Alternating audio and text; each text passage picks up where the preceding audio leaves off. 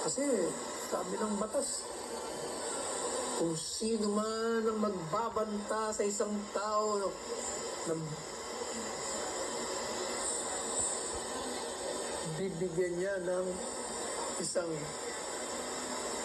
hakbang o gawain na makakasakit sa kanyang katawan o sa kanyang ari-arian, ay nagkakasala sa isang maselang pagbabanta or grave threat. At first blush, yung mga abogado, kahit yung mga galing na abogado, grave threat talaga yan.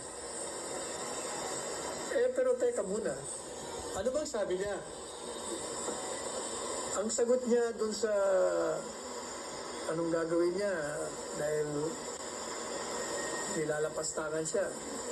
O ito ang maliwanag kasi ako narinig ko